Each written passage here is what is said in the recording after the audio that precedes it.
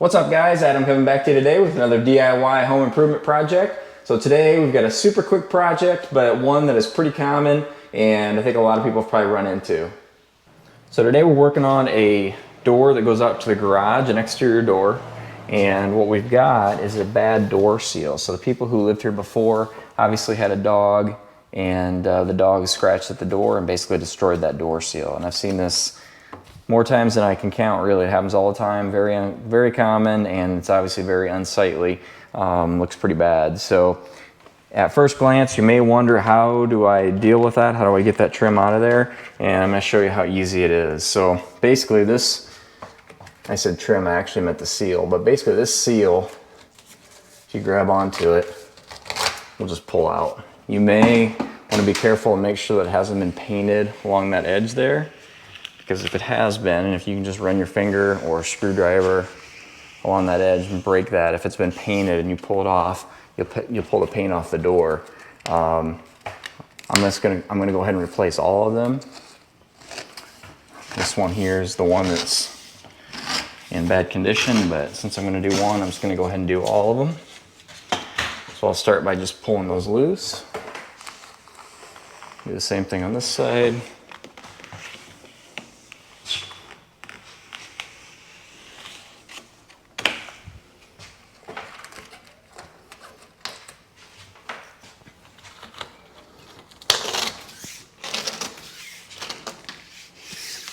You know, that seal on that side is actually, I may keep that one. That one's been replaced at some point in time, I can tell that. So we'll see, I may end up keeping that. But basically what you want to do as a first step, okay, so what we're going to do to fix this is we got a replacement piece of door trim.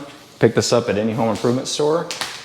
And I'm just going to take the original one, this is one the dog chewed on, and we're just going to cut. We'll line those up, and then I'll cut the new one to length. And I'm just using a big scissors here.